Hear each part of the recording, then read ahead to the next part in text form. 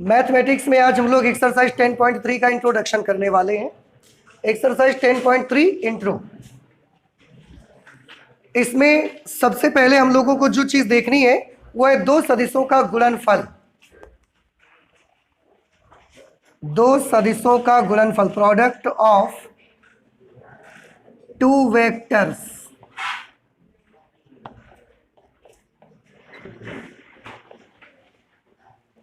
दो सदिशों का गुणनफल।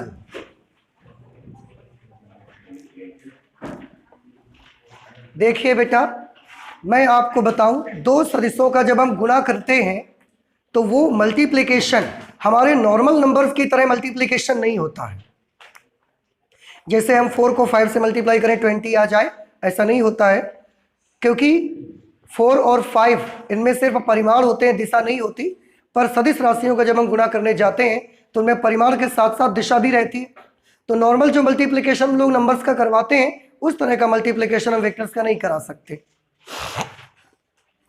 तो कैसे करा सकते हैं? इसके लिए हमने देखा कि दो प्रकार के मल्टीप्लिकेशंस इसमें होंगे और इसकी डिटेल स्टडी आप फिजिक्स में भी क्लास 11th में करते हैं, इसलिए मैं बहुत ज़्यादा डिटेल में नहीं जाना चाहूँगा। मैंने आपको पहले बताया कि हमने गुणन के आधार पर देखा कि कितने प्रकार के गुणा होते हैं सदिशों के। दो प्रकार का, एक होता है जिसको हम अदिश गुणन बोलते हैं, स्केलर प्रोडक्ट बोलते हैं, डॉट प्रोडक्ट बोलते हैं।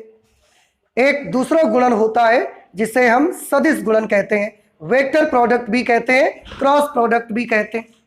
तो दो सदिशों का गुणा दो तरीके का होगा, एक अदिश गुणन होगा और एक सदिश गुणन होगा। उसमें जो हमारी एक्सरसाइज 10.3 को इंट्रोडक्शन में आएगा वो है अदिश गुणन। तो सबसे पहले तो दो सदिशों का गुणनफल। दो सदिशों का गुणा कितने प्रकार का होगा? दो तरह का।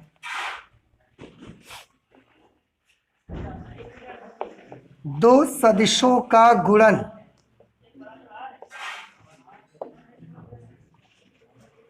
दो सदिशों का गुणन दो प्रकार का होता है। कौन से दो प्रकार का? एक का नाम होता है अदिश गुणन, जिसे आप अंग्रेजी में स्केलर प्रोडक्ट कहेंगे। इसी का एक दूसरा नाम भी रखा गया जिसे हम बोलते हैं डॉट प्रोडक्ट। ठीक है, इसमें क्या होगा, इसमें जब हम दो सदिश राशियों का गुणा करते हैं तो हमको एक अदिश राशि प्राप्त होती है। इसका मतलब एक वेक्टर और उसका जब आप दूसरे वेक्टर से मल्टीप्लाई करते हो, एक वेक्टर का दूसरे वेक्टर से मल्टीप्लाई करते हो तो आपको जो क्वांटिटी मिलती है वो कैसी मिलती है? स्केलर। एक सदिश दूसरा भी सदिश, जब आप गुणा करोगे तो आपको राशि कैसी मिल जाएगी? अदिश। इसके ऊपर हमने वेक्टर नहीं लगाया। देखो, दो सदिशों का गुणन जो दूसरे प्रकार का होता है उसे हम बोलते हैं सदिश गुणन। सदिश गुणन अंग्रेजी में क्या बोलते हैं? Vector product. इसका एक दूसरा अंग्रेजी नाम रखा गया है जिसको हम बोलते हैं cross product. Cross product. Cross product में बेटा क्या होता है, जब आप एक वेक्टर को दूसरे वेक्टर से मल्टीप्लाई करते हो तो आपको आंसर में भी एक वेक्टर क्वांटिटी ही मिलती है। एक सदिश का दूसरे सदिश से गुणा करते हो तो सदिश राशि ही मिलती है। इसको प्रदर्शित करने के लिए हम दोनों वेक्टर सदिशों के बीच क्रॉस का निशान लगाते हैं, इसलिए इसका दूसरा नाम भी क्या पड़ा? Cross product. और इसको प्रदर्शित करने के लिए हम दोनों सदिशों के बीच डॉट का निशान लगाते हैं, इसलिए इसका दूसरा नाम पड़ा था डॉट प्रोडक्ट।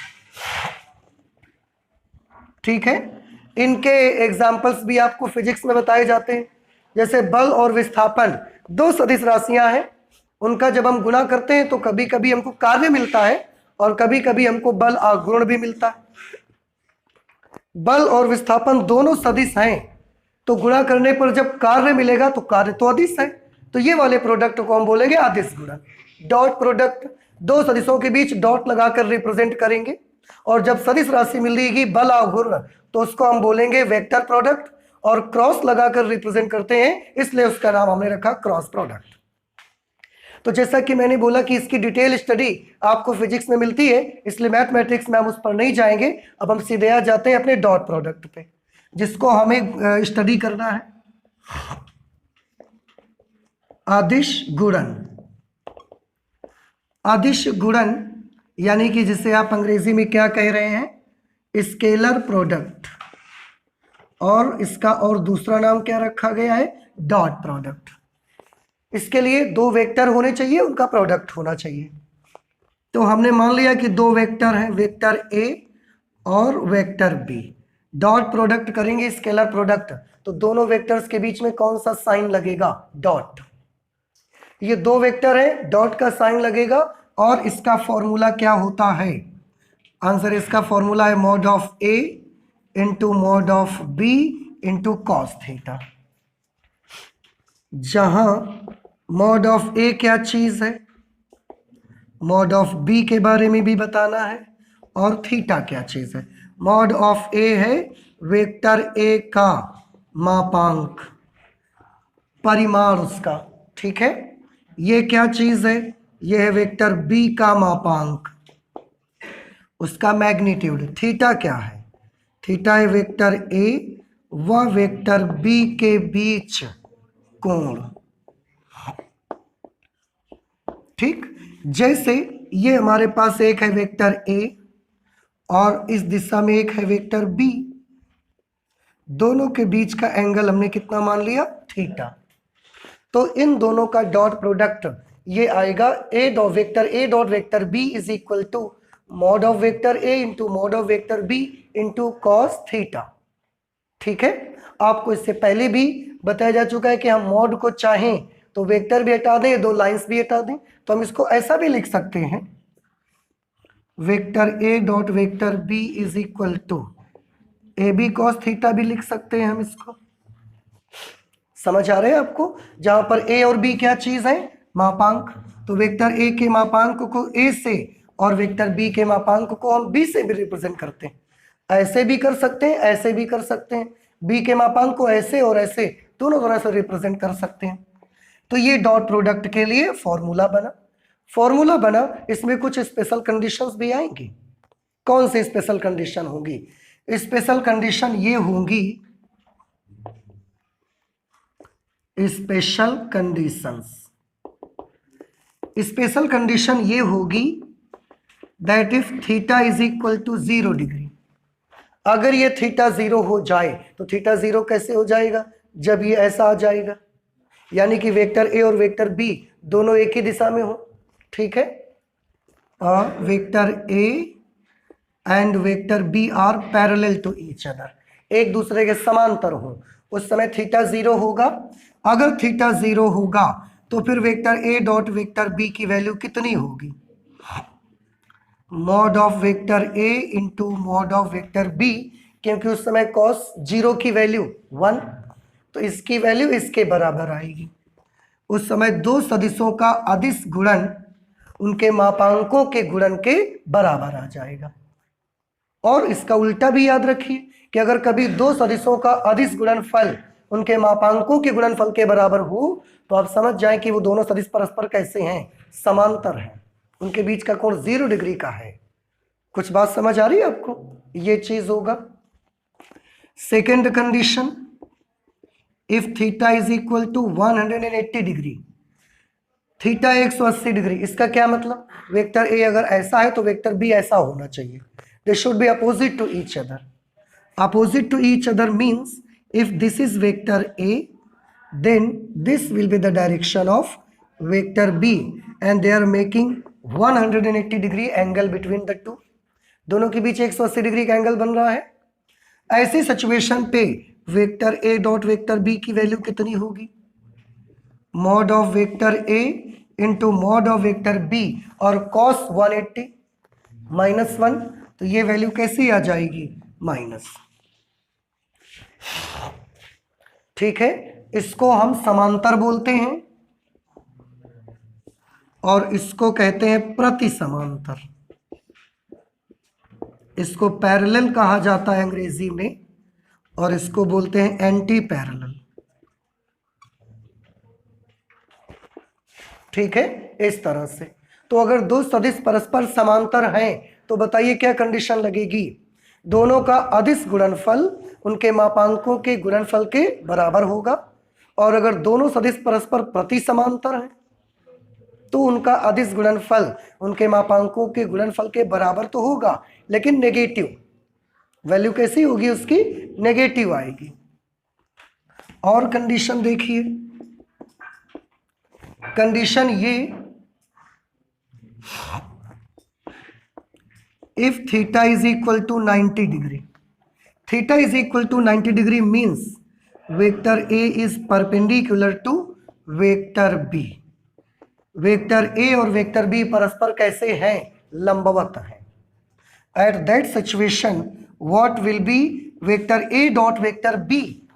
cos थीटा की जगह 90 लिखेंगे आप, cos 90 will be 0। आप एक चीज और समझिए, 90 डिग्री हो या 270 डिग्री हो, दोनों हालात में ए और बी परस्पर लंबवत होंगे।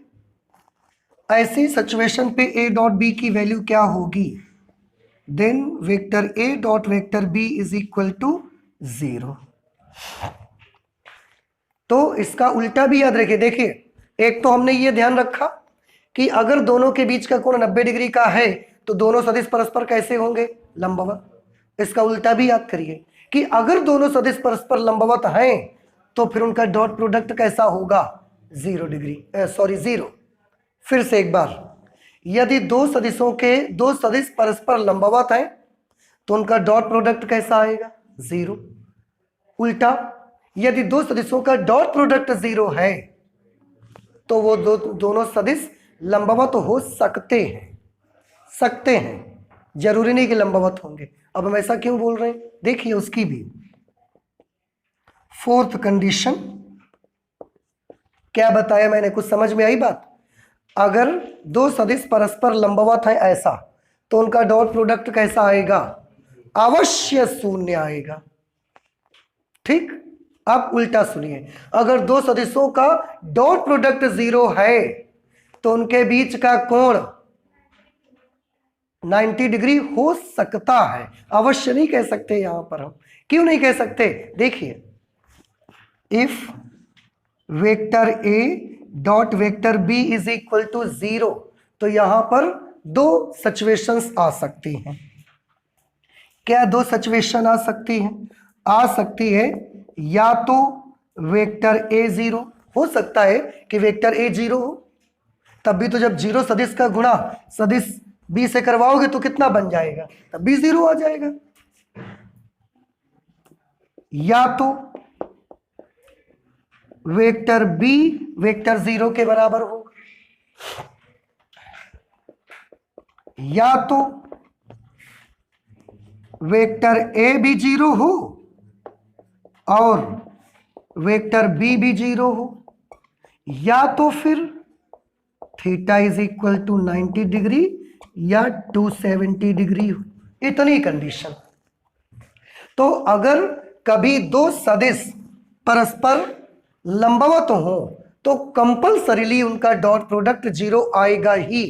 लेकिन अगर डॉट प्रोडक्ट 0 है तो आप ये नहीं कह सकते कि कंपल्सरीली वो लंबवत ही होंगे। आप नहीं कह सकते, ये जरूरी नहीं है। तो लंबवत होने पर डॉट प्रोडक्ट 0 अवश्य होगा, लेकिन डॉट प्रोडक्ट 0 होने पर दोनों लंबवत अवश्य होंगे, गलत है। क्या हो सकता है? हो सकता है वेक्टर ए 0 हो, तब भी गुणा करवाएंगे तो 0 बन जाएगा। हो सकता है वेक्टर बी 0 हो, तब भी गुणा करवाएंगे तो 0 बन जाएगा। हो सकता है दोनों ही 0 हो, या तो ए 0 और बी 0, और अगर दोनों नॉन 0 हैं तब कहीं theta is equal to 90 degree या 270 डिग्री आपको मिलेगा। समझ आया आपको? तो ये आपको ध्यान रखनी है। ये कुछ स्पेशल कंडीशन है डॉट प्रोडक्ट की। ठीक है, प्लीज आप नोट करें जल्दी से इसको। इसके बाद एक चीज और हम लोग देख लेते हैं जरा। जैसे अगर कभी ऐसा लिख दिया जाए वेक्टर ए डॉट वेक्टर ए, फिर आप इसका फॉर्मूला क्या लगाएंगे? एक वेक्टर है, हम उस वेक्टर का उसी वेक्टर से डॉट प्रोडक्ट करवा रहे हैं, ठीक है। आप जैसे ए डॉट बी का फॉर्मूला क्या लगाते हैं, mod of a into mod of b into cos theta, दोनों के बीच का एंगल लेते हैं। तो ऐसे इस पे क्या लिख सकते हैं, mod of vector A into mod of vector b, vector b की जगह पर बी कौन है, ए, दोनों के बीच का एंगल कितना होगा, 0। Very good. क्यों, क्योंकि अगर वेक्टर है हम इसको मान रहे हैं, तो अगर वेक्टर ए इस तरफ है तो दूसरा वेक्टर है इसकी जो कॉपी आएगी वो भी तो ऐसे ही बनी रहेगी, तो दोनों के बीच का कोण कितना रहेगा, 0 डिग्री। तो यहां पर cos 0 डिग्री लिख देंगे, cos 0 की वैल्यू 1।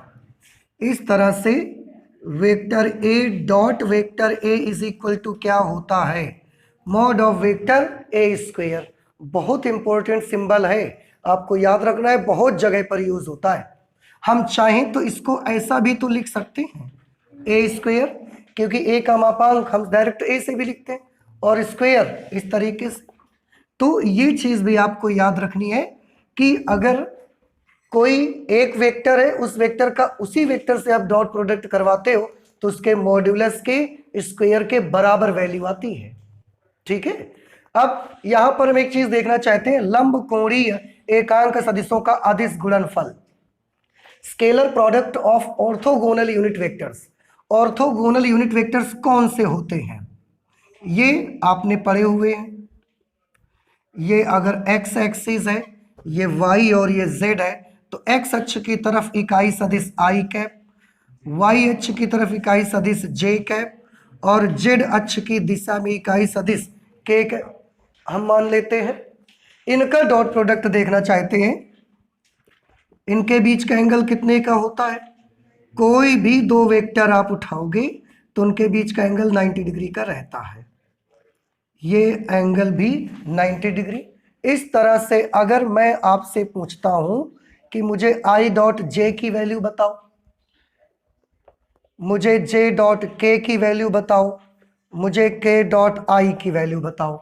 अभी अभी हमने एक कंडीशन देखी है कि अगर दो सदिश परस्पर लंबवत होते हैं तो उनका अदिश गुणनफल कैसा आता है, 0।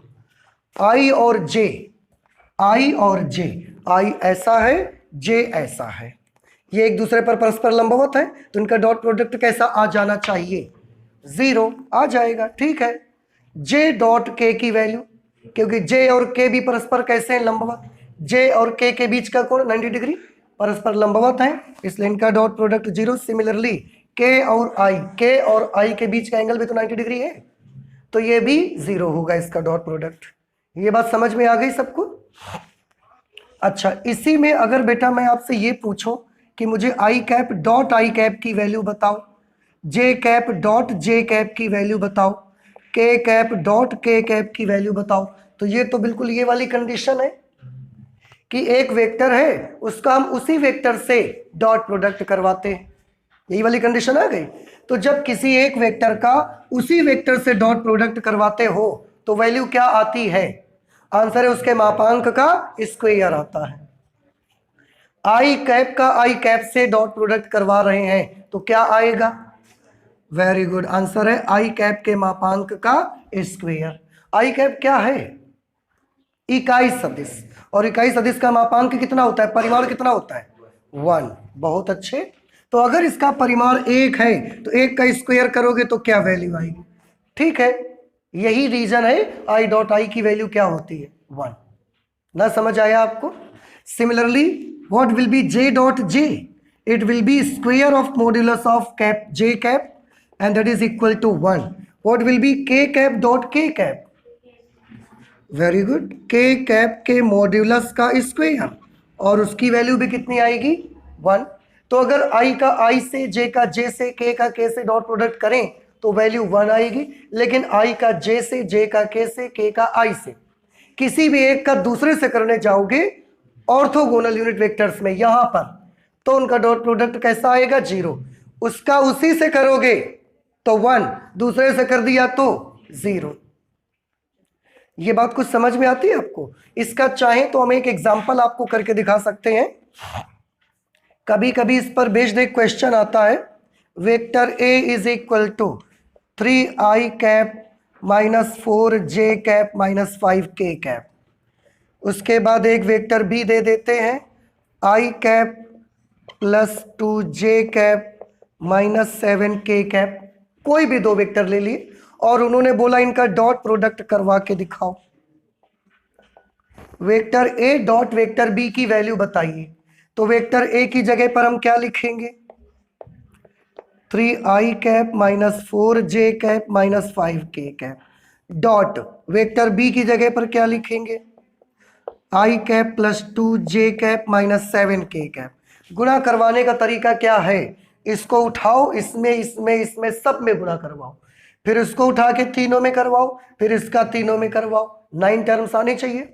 लेकिन अब आप क्योंकि समझदार हो गए, डॉट प्रोडक्ट सीख गए, अब आप जान गए हैं कि अगर आई वाले को आई वाले से करवाएंगे तब तो 1 आएगा, लेकिन आई वाले को अगर जे वाले से करवा दिया तो भी 0 आएगा, आई वाले को के वाले से करवा दिया तो भी 0 आएगा। तो हम करवाते ही नहीं उसको, केवल आई वाले टर्म को आई वाले टर्म से मल्टीप्लाई करवाते हैं, जे वाले को जे वाले से करवाते हैं और के वाले को के वाले से करवाते हैं। बाकी आई वाले को जे और के से नहीं करवाते, जे वाले को आई और के से नहीं करवाते, के वाले को आई और जे से नहीं करवाते, बिकॉज वी नो कि उनको करवाने से बेनिफिट नहीं है, 0 होना ही है उनकी वैल्यू, तो आप क्यों करवाओ, मत करवाओ। फिर इसकी वैल्यू क्या आ जाएगी, तो आई का गुणांक 3 1 कम 3, जे का गुणांक -4, जे का गुणांक +2 तो -4 दूना 8, के का गुणांक -5, के का गुणांक -7,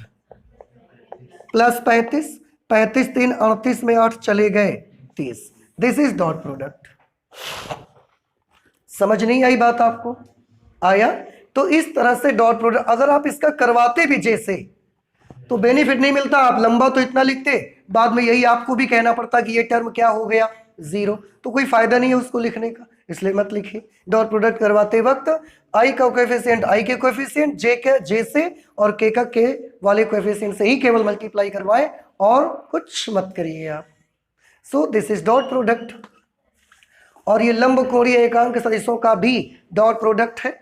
इसके बाद और इसमें क्या बचेगा, हाँ, दो सदिशों के बीच का कोण कैसे निकाला जाएगा, थोड़ा ध्यान से सभी स्टूडेंट्स देख लें।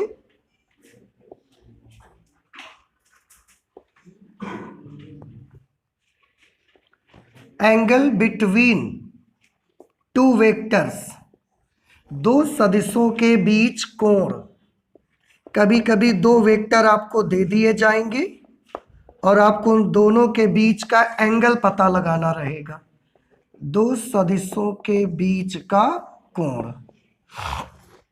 ठीक है, अभी अभी आपने बेटा एक फॉर्मूला पढ़ा हुआ है कुछ देर पहले, vector A dot vector B is equal to mod of a into mod of b into cos theta. समझ आया आपको? आपको एंगल चाहिए दो सदिशों के बीच का, तो इस पूरे फॉर्मूले में ये टर्म एंगल रिप्रेजेंट कर रहा है, हम इसकी वैल्यू निकाल लेते हैं। तो अगर कॉस थीटा की वैल्यू निकालोगे तो ये दोनों नंबर बटे में आ जाएंगे, देन कॉस थीटा की वैल्यू क्या हो जाएगी, vector A dot vector b upon mod of vector A into mod of vector b. बात समझ में आई आपको? तो ये एक ऐसा फॉर्मूला है कि अगर आपको वेक्टर ए और वेक्टर बी दिया गया है तो आप उन दोनों के बीच का एंगल थीटा यहां से निकाल सकते हो। बहुत ज्यादा बाद में कैलकुलेशन के बाद क्या करोगे, cos theta is equal to this, then theta is equal to cos inverse this term, बस इतना हो जाएगा। तो एंगल आप पता लगा सकते हो, ये वो फॉर्मूला है जिसकी मदद से हम दो सदिशों के बीच का कोण निकाल सकते हैं। ठीक है बेटा, देखिए नेक्स्ट पॉइंट हम लोग जो स्टडी करेंगे वो है two important properties of scalar product. Scalar product की कुछ प्रॉपर्टीज हैं, उनमें से दो ज़्यादा इंपॉर्टेंट हैं, एक उतनी इंपॉर्टेंस नहीं रखती है। जैसे पहले मैं उसी को बता देता हूँ आपको, इसके बाद वो दोनों प्रॉपर्टीज हम स्टडी करेंगे। पहली प्रॉपर्टी ये कि जो ये आपका अदिश गुणन होता है ये क्रम विनिमेय होता है, आपको याद रखना है, अदिश गुणन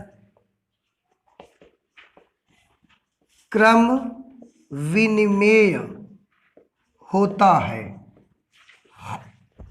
क्रम विनिमेय होता है, इसका क्या मतलब है? इसका मतलब है कि अगर कभी आपने a डॉट बी निकाला तो इसकी वैल्यू उतनी ही आती है जितना आप b डॉट ए निकालने से मिलेगा आपको। तो a डॉट बी की वैल्यू b डॉट ए के बराबर होगी, क्रम के बदलने से इसकी वैल्यू में कोई इफेक्ट नहीं आएगा। अब वो वाली दो प्रॉपर्टी जो ज़्यादा इंपॉर्टेंट है, एक तो कि जो दो सदिशों का अदिश गुणनफल होता है ये वितरित होता है। अदिश गुणनफल अदिश गुणनफल वितरित होता है। वितरित होता है मतलब इसका ये मीनिंग है कि अगर ये वेक्टर हमारे पास है वेक्टर ए और ये है वेक्टर बी और वेक्टर सी, तो वेक्टर ए का हम वेक्टर बी और वेक्टर सी प्लस लिया और इससे हम डॉट प्रोडक्ट करवा रहे हैं। तो इसको हम कैसे लिखेंगे? जैसे आप नॉर्मल मल्टीप्लिकेशन करते हो वैसा, लेकिन दो वेक्टर्स के बीच में हमेशा डॉट लगना चाहिए। तो वेक्टर ए का डॉट प्रोडक्ट करोगे पहले वेक्टर बी से, तो आप क्या करोगे? वेक्टर ए डॉट वेक्टर बी, फिर प्लस लगा दोगे, फिर वेक्टर ए का डॉट प्रोडक्ट करोगे वेक्टर सी से, तो vector A dot b plus c is equal to vector A dot vector b plus vector A dot vector c. आपने देखा कि जो अदिश गुणनफल है ये सदिशों के योग पर वितरित हो गया, बट गया, डिस्ट्रीब्यूट हो गया। इसको डिस्ट्रीब्यूटिव लॉ भी कहते हैं, इसको कॉम्यूटेटिव लॉ बोलते हैं अंग्रेजी में, कॉम्यूटेटिव लॉ। और क्योंकि ये बंटवारा हो जाता है, ये दोनों में बट गया, मल्टीप्लिकेशन हो गया, इसलिए इसको बोला जाता है डिस्ट्रीब्यूटिव लॉ। ठीक है। अच्छा, इसके बाद थर्ड जो सेकंड मोस्ट इंपॉर्टेंट प्रॉपर्टी है वो क्या होगी? तो वो ये है कि अगर आपके पास दो वेक्टर हैं, देखो ऐसे ए और बी, दो वेक्टर का आप डॉट प्रोडक्ट कर रहे हो, लेकिन अगर हम किसी एक वेक्टर के साथ कोई नंबर है, अचर नंबर, फिर उसका कैसे होगा? तो अगर एक वेक्टर के साथ ये के अचर नंबर है और ऐसे इसका डॉट प्रोडक्ट करना पड़े तो उसकी वैल्यू कैसे कैसे चेंज होगी, क्या आ सकती है उसकी वैल्यू, ये आप देखिए। ये एक अचर नंबर है और ये के और ए के बीच में डॉट का निशान नहीं रहेगा, ये नॉर्मल मल्टीप्लिकेशन रहेगा। आप हमेशा याद रखें डॉट दो वेक्टर के बीच ही हो सकता है, क्रॉस भी दो वेक्टर के बीच ही हो सकता है। ऐसा नहीं हो सकता कि एक वेक्टर है और एक स्केलर नंबर है उनके बीच डॉट लगा है, इम्पॉसिबल, नहीं होगा, ये अदिश गुणनफल नहीं हो सकता। और क्रॉस भी एक वेक्टर और एक स्केलर है उनके बीच क्रॉस लगा है, ये भी नहीं हो सकता। तो डॉट हो या क्रॉस, डॉट के दोनों ओर भी वेक्टर चाहिए, क्रॉस के दोनों ओर भी हमको वेक्टर ही चाहिए। अगर कभी ऐसा है तो क्या कर सकते हैं, आप चाहें तो के बाहर कर ले, इसका डॉट प्रोडक्ट करा दें, के इंटू वेक्टर ए डॉट वेक्टर बी कर सकते हैं। ये ए वेक्टर है और वेक्टर के बीच में ये क्या है, अदिश गुणनफल है कि नहीं? यहां भी डॉट लगाया तो क्या ये भी अदिश गुणनफल है? ये एक स्केलर का एक वेक्टर से, ये एक अदिश का एक अदिश से गुणा है, क्योंकि ए डॉट बी भी क्या है, अदिश राशि, डॉट प्रोडक्ट करने से अदिश राशि आती है ना। या आप ऐसे भी कर सकते हैं, वेक्टर ए डॉट के वेक्टर बी, ऐसे भी लिख सकते हैं।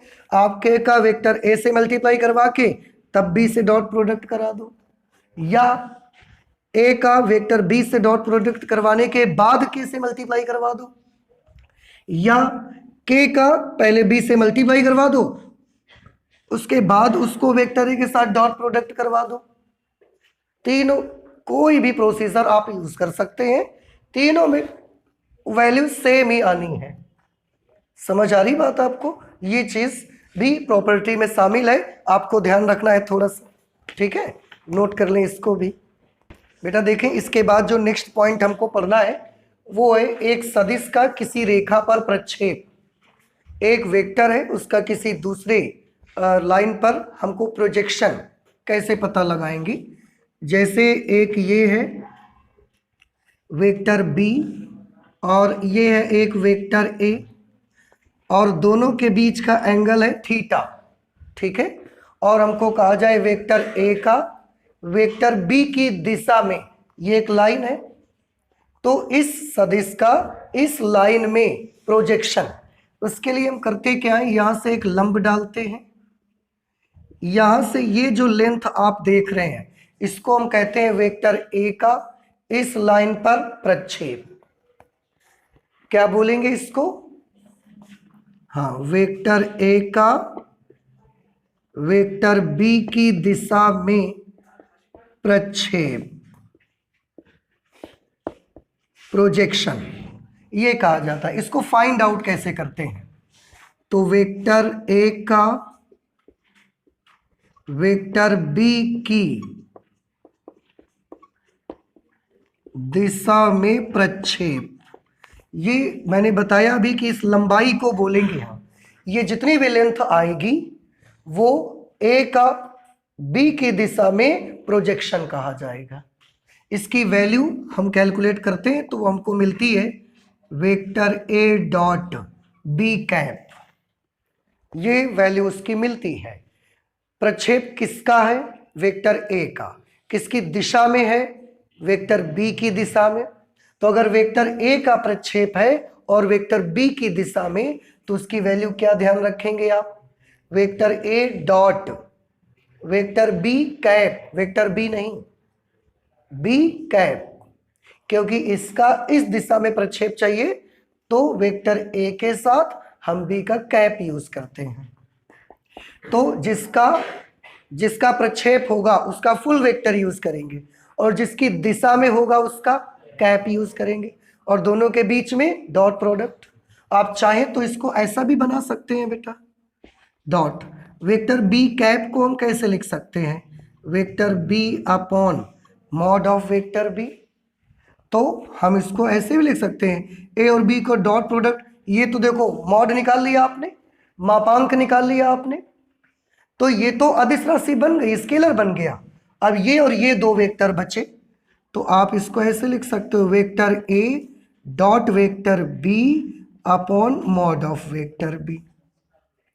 तो इससे आ जाएगी वेक्टर ए का बी की दिशा में प्रक्षेप, ये लंबाई आ जाएगी, ये क्या आ जाएगी? ये लेंथ आ जाएगी। और लेंथ कैसी राशि है यहाँ पर? अदिश। भाई इतना आप नापोगे तो ये एक स्केलर नंबर आएगा। जब हम बोलेंगे इतनी लेंथ आई तो आपके मन में आता है ना 10 मीटर 20 मीटर कितना आई, तो वो लेंथ यहाँ से निकल करके आ जाएगी, ठीक है। और इसी को हम क्या बोलते हैं? वेक्टर ए का वेक्टर बी की दिशा में प्रोजेक्शन।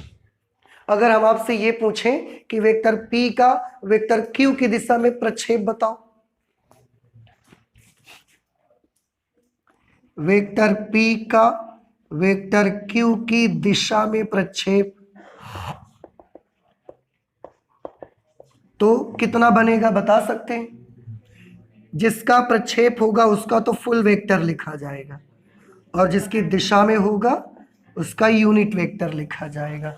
और इससे हमेशा एक अचर नंबर मिलेगा, कभी आपको वेक्टर नहीं मिलेगा। और अगर आपको प्रक्षेप का वेक्टर निकालना हो तो इस दिशा की इकाई सदिश का गुणा करवाना पड़ेगा आपको। खैर, ये सदिश ए का किसी रेखा पर प्रक्षेप और हमें केवल प्रक्षेप तक ही रहना है। हालांकि इसका एक प्रक्षेप सदिश भी होता है, प्रोजेक्शन वेक्टर। तो अगर प्रोजेक्शन वेक्टर जब निकालना पड़ेगा आपको, तो फिर जो परिमाण इसका आया है प्रोजेक्शन का, उसको इस दिशा की इकाई सदिश से हमको गुणा कराना पड़ेगा, तो वो वेक्टर में कन्वर्ट हो जाएगा। लेकिन आप देखेंगे कि आपके सिलेबस में प्रक्षेप तक ही लिमिटेड है, इसके आगे क्वेश्चन नहीं आते इससे, ठीक है। बट याद रखें कॉम्पिटिटिव एग्जामिनेशन तक ये क्वेश्चन आता है, नोट कर लीजिए। इसके बाद बेटा इसमें एक हमको इनइक्वालिटी पढ़नी है, एक असमिका पढ़नी है, जिसको बोला जाता है Cauchy Schwarz inequality, Cauchy Schwarz असमिका। कहीं कहीं कौची लिखते हैं, कहीं कौशी भी लिखते हैं, तो प्रोनाउंसिएशन डजंट मैटर। कि ये एक असमिका है, तो इस असमिका में हमको क्या बताया जाता है? ये कि अगर वेक्टर ए और वेक्टर बी दो अशून्य सदिश हों, यानी कि इनकी वैल्यू अगर 0 के बराबर नहीं है तब जो mod of vector A dot vector b होगा वो वेक्टर ए के मोड और वेक्टर बी के मोड के गुणनफल से या तो कम होगा या बराबर होगा। Modulus of vector A dot vector B is always less than और equal to modulus of vector A into modulus of vector B. ये कॉची स्क्वार्ट्ज इनइक्वालिटी है, बड़ा आसान है इसको प्रूफ करने के लिए। कभी एग्जाम में आता है आपको तो उसको कैसे आप प्रूफ करेंगे, बड़ा इजी मेथड। बेटा अभी आपने पढ़ा हुआ एक फॉर्मूला दो सदिशों के बीच का कोण निकालने का, vector A dot vector b upon mod of vector A into mod of vector B. ये किसके बराबर पढ़ा है आपने, कॉस थीटा। अभी देखें, अगर आपको याद ना आ रहा हो पेजेस पलट के देखें, पीछे मिलेगा ये आपको। हम दोनों साइड्स का मापांक ले लेते हैं, मापांक लेने पर दोनों तरफ का मापांक लेओगे तो इधर का मापांक क्या हो जाएगा, mod a mod of vector A dot vector B. ये तो ऑलरेडी मापांक है, प्लस में ही होंगे, इनके मापांक निकालोगे तो फिर प्लस में आ जाएंगे, तो इससे कोई प्रॉब्लम नहीं है आपको।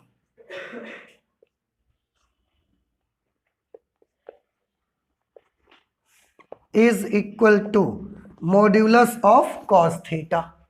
ठीक है, अब थोड़ा सा याद करिए, आपको ट्रिग्नोमेट्री में कुछ रेंज लिखाई गई है कॉस थीटा की। कॉस थीटा की वैल्यू -1 या 1 से बड़ी और +1 या 1 से छोटी होती है। लेकिन अगर हम मॉड ऑफ कॉस थीटा की बात करें, मॉड ऑफ कॉस थीटा, तो ये हमेशा 0 और 1 के बीच में रहता है। Modulus of cos theta negative नहीं होता, तो modulus of cos theta will be always less than और इक्वल टू 1। तो हम चाहें तो इसकी जगह पर क्या लिख सकते हैं, ऐसा कर सकते हैं, इसको देखिए इसको देखिए, कुछ गलत हो तो नहीं हुआ। Mod of cos theta will be always less than और इक्वल टू 1, ऐसा हुआ। ये वाली कंडीशन क्यों नहीं ली, क्योंकि हमेशा रहना तो पॉजिटिव है, मॉड कभी नेगेटिव से नीचे तो नहीं जाएगा ना, इसलिए हमने यही वाली कंडीशन केवल ली यहाँ पर। अब ये इसके इक्वल है और ये इतना दर्शा रहा है हमको, तो अब हम इसको इसके साथ नोट कर सकते हैं, mod of vector A dot vector b upon mod of vector A into mod of vector B is less than और इक्वल टू 1।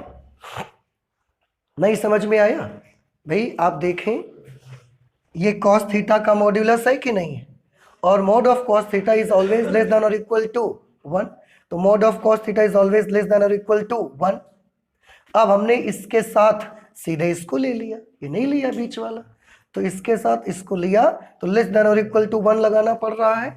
अब ये भाग में है, उधर जाकर 1 के साथ क्या हो जाएगा, 1 के साथ गुणा में आ जाएगा। इस तरह से ये बन जाएगा mod of vector A dot vector B is equal to, sorry is equal to नहीं, इज लेस देन और equal to mod of vector A into mod of vector b. समझ आया आपको? या अगर ऐसा नहीं करेंगे तो हम मॉड ऑफ कॉस थीटा की जगह डायरेक्ट ये वैल्यू उठा के यहां लिख देंगे, तब आपका आंसर आ जाएगा। समझ आया? अगर ऐसे आपको अच्छा नहीं लग रहा है तो आप एक तरह से और कर सकते हैं, मॉड लेने पर mod of a dot b upon mod of vector A into mod of vector B is equal to mod of cos theta. ठीक है, अब ये मॉड ऑफ कॉस थीटा की वैल्यू है, बट वी नो, परंतु हम जानते हैं कि जो मॉड ऑफ कॉस थीटा है this will be always less than और इक्वल टू 1।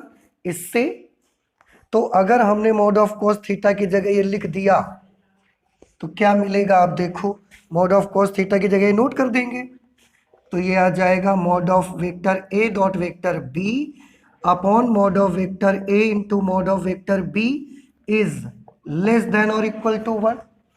ये मॉड ऑफ कॉस थीटा की जगह सीधे उठा के रख दिए ना हमने इसको, और अब आप सॉल्व कर लो, फिर भी वही रिजल्ट आप पाएंगे। Mod of vector A dot B is less than और equal to mod of vector A into mod of vector B. यही है कॉची स्क्वायर्स इनइक्वालिटी कि दो सदिशों के गुणनफल का मापांक उनके अलग अलग मापांकों के गुणनफल के बराबर होता है। बराबर नहीं होता, सॉरी, बराबर होगा या हमेशा छोटा होगा, बड़ा कभी नहीं हो सकता। इसको बोलते हैं कॉची स्क्वायर्स इनइक्वालिटी। क्या ये इनइक्वालिटी आपको समझ में आई? नहीं समझ आया आपको? क्यों भाई, आ गया सभी को? अच्छा ठीक है, आप नहीं बोल रहे तो हमको समझ जाना चाहिए कि आपको समझ आ गया। एक और चीज बेटा यहां पर हमको स्टडी करनी है जिसको बोलते हैं ट्रायंगल इनइक्वालिटी, त्रिभुज असमिका।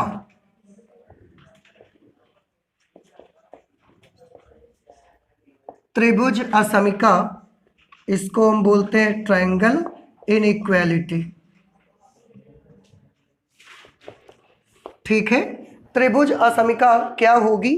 त्रिभुज असमिका में भी कुछ ऐसा ही होता है, लगभग थोड़ा बहुत अंतर होगा। वेक्टर ए व वेक्टर बी दो अशून्य सदिश हैं।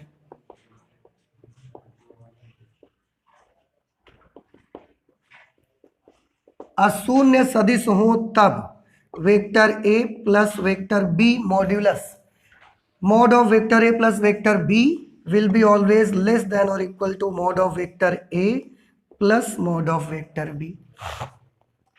ये लगभग ऐसा ही है ना, बिल्कुल, बस फर्क इतना है उसमें मल्टीप्लिकेशन में थे और इसमें प्लस में है। इसको हम बोलते हैं ट्रायंगल इनइक्वालिटी। ठीक है, इसको कैसे प्रूव करना है देखें, इसको ऐसे प्रूव करेंगे। Proof vector a plus vector b, हम इसका होल स्क्वायर अपने मन से ले लेते हैं, यहां से स्टार्ट करेंगे हम इसको सॉल्यूशन। आपको याद होगा बेटा, अभी कुछ देर पहले हमने बताया कि अगर किसी भी वेक्टर के मोड का स्क्वायर है, इसका मतलब समझ जाएं कि आपने उसी वेक्टर का उसी वेक्टर से डॉट प्रोडक्ट किया है। ध्यान करें, अभी कुछ देर पहले ऐसे एक सिचुएशन आई थी तो हमको लिखना पड़ा था मोड ऑफ ए का स्क्वायर। तो अगर किसी सदिश का उसी सदिश से डॉट प्रोडक्ट करवाते हैं तो उसके मोड का स्क्वायर बनता है। तो अगर कभी मोड का स्क्वायर बना हो तो उसका उसी सदिश से डॉट प्रोडक्ट करवा सकते हैं। तो इसको ऐसा लिख सकते हैं कि नहीं लिख सकते? ठीक है, अब इसे आप सॉल्व करेंगे। Modulus of vector a plus vector b whole square is equal to, आप मल्टीप्लाई अगर करेंगे तो वेक्टर ए का ए से करेंगे, vector A dot vector a, vector a का बी से करेंगे, वेक्टर ए dot vector b plus vector b का ए से करेंगे, vector b dot vector a और वेक्टर बी का वेक्टर बी से करेंगे, vector b dot vector b. तो ये बन गया vector a plus vector b whole square is equal to, a dot a को हम क्या लिख सकते हैं? वेक्टर ए का modulus square. A dot b और बी डॉट ए दोनों सेम ही आते हैं, अभी बताया क्रम विनिमय नियम का पालन करता है। तो दोनों जुड़ के क्या बना लेंगे? 2a डॉट बी प्लस ये बन जाएगा मॉड्यूलस ऑफ वेक्टर बी का स्क्वायर।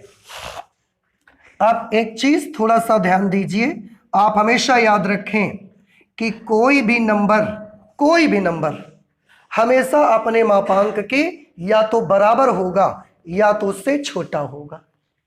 कभी भी कोई नंबर अपने मापांक से बड़ा हो ही नहीं सकता, वो या तो अपने मापांक से छोटा होगा या अपने मापांक के बराबर होगा। अब अगर ऐसा रूल है तो बेटा इसको मैं क्या लिख सकता हूं? इसको क्या मैं इसको ऐसा लिख सकता हूं? Mod of a square plus 2 mod of a dot b plus mod of b square is less than और इक्वल टू, क्योंकि कोई भी नंबर हमेशा अपने मॉड से कैसा रहेगा? छोटा या उसके बराबर। अब ये नंबर है और ये उसका मॉड है, कैसे? देखो, इसमें मॉड नहीं था, इसमें मॉड है। और आप सोचो तो फिर इसमें मॉड क्यों नहीं लगाया आपने? तो दो मॉड लगाने का कोई फायदा भी तो नहीं मिलेगा आपको।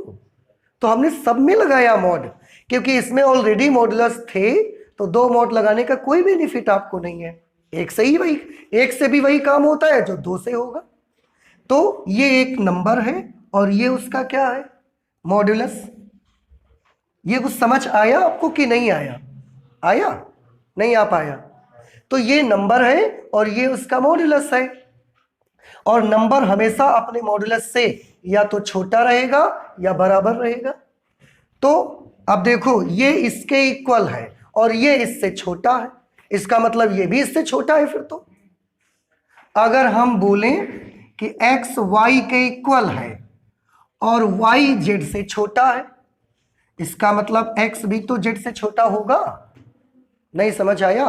आप और आपके फ्रेंड दोनों हमसे छोटे हैं, तो अगर आपका फ्रेंड आपकी उम्र के बराबर का है और आपका फ्रेंड हमसे छोटा है, तो आप भी तो हमसे छोटे हो गए कि आप हमसे बड़े निकल जाओगे? आप भी हमसे छोटे हो जाओगे। तो ये इसके इक्वल है और ये इससे छोटा है, तो ये भी इससे छोटा हो जाएगा। फिर तो हम कैसे लिख सकते हैं? Mod of a plus b whole square is less than और इक्वल टू। अब इसके बजाय हम इसको नोट कर देते हैं। आप थोड़ा बेटा ध्यान से देखो इसको, mod of a square plus 2, अभी आपने कॉसी स्क्वायर्स असमिका पढ़ी हुई है। a डॉट बी की जगह mod of a dot B को क्या लिखा जा सकता है? Mod of a dot B को mod of a into mod of b। रहा लेस देन की बात, तो अभी भी लेस देन लगा हुआ है। अब दो बार लेस देन और इक्वल टू लगाओगे तो भी कोई फायदा नहीं है आपको, तो इसकी जगह पर मैं लिख सकता हूं mod of vector a into mod of vector b into mod of vector b का होल स्क्वायर। आप सोचोगे कि ये तो बराबर नहीं था, ये तो ये लगी हुई है निशान, तो बेटा यहां भी तो लगा हुआ है, देखो ना आप। अब एक बार ये लगाया हमने, अब एक बार इसका भी अगर लगाओगे, अगर इसका भी एक बार लगाओगे तो आपको कोई फायदा नहीं है 4 बार लगाने से। अब इसको गौर से देखिएगा, modulus of vector a plus vector b is less than और इक्वल टू, और इसका होल स्क्वायर है। इसको बेटा आप क्या लिख सकते हो? इसको हम लिख सकते हैं mod of vector a plus mod of vector b, इसका होल स्क्वायर कर सकते हैं। देखो कर सकते हैं कि नहीं कर सकते? देखो ना, a square plus b square plus 2ab लिख सकते हैं। अब दोनों साइड्स का स्क्वायर रूट ले लो, आप स्क्वायर रूट ले लोगे तो यहां पर क्या बनेगा? Mod of vector a plus vector b is equal to, यहां भी स्क्वायर है यहां भी स्क्वायर, स्क्वायर रूट ले लोगे तो स्क्वायर हट जाएगा। Mod of vector a plus mod of vector b, sorry equal नहीं, इज लेस देन और इक्वल टू। और आप ध्यान से देखें, यही था ट्रायंगल इनइक्वालिटी। नहीं समझ में आई बात आपको? तो इस तरह से ट्रायंगल इनइक्वालिटी को भी हम प्रूव करते हैं। ट्रायंगल इनइक्वालिटी में एक स्पेशल केस होता है बेटा, ट्रायंगल इनइक्वालिटी देखो ध्यान से, इसकी वैल्यू इससे छोटी भी होती है और इसकी वैल्यू इसके बराबर भी होती है। तो अगर ये इससे छोटा है तब तो कोई बात नहीं, लेकिन अगर ये इसके बराबर है, यदि mod of vector a plus b is equal to mod of vector a plus mod of vector b, तब याद रखिएगा कि वेक्टर ये जिन बिंदुओं के स्थिति सदिश होंगे वो परस्पर संरेख होंगे। समझ आ रहा है?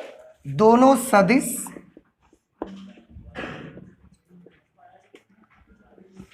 वेक्टर a व वेक्टर b परस्पर संरेख होंगे। कैसे संरेख होंगे?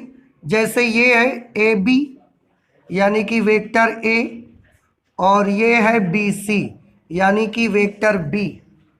अब हम दोनों का जोड़ के मॉड्यूलस निकालें या इसका मॉड्यूलस और इसका मॉड्यूलस निकाल के जोड़ें, और अगर ये बराबर आ जाएंगे तो वेक्टर a और वेक्टर b एक ही लाइन में नहीं पढ़ रहे हैं। फिर भाई आप देखें, अगर ए बी और प्लस बी सी की value, a b plus b c की वैल्यू ए सी के बराबर आएगी, a b plus b c का मान अगर ए सी के बराबर हो गया तो ये एक ही लाइन में नहीं पड़ गए तीनों, तो तीनों आपस में कैसे होंगे? संरेख। तो अगर ये छोटा है तो कोई बात नहीं, लेकिन अगर इक्वल है तो फिर वेक्टर ए और वेक्टर बी परस्पर एक ही लाइन में पड़ेंगे, एक ही लाइन में, ये ऐसा तिरछा या ऐसे नहीं रहेंगे, एक सीध में बिल्कुल लाइन में आएंगे। ये है आपके triangle inequality, and I hope कि आपको समझ में भी आया होगा। समझ में आया है ना आपको? तो प्लीज़ अब आप इसको नोट कर लें, और नेक्स्ट क्लास में हम लोग एक्सरसाइज 10.3 को सॉल्व करेंगे, उसके एग्जाम्पल्स भी लगाएंगे।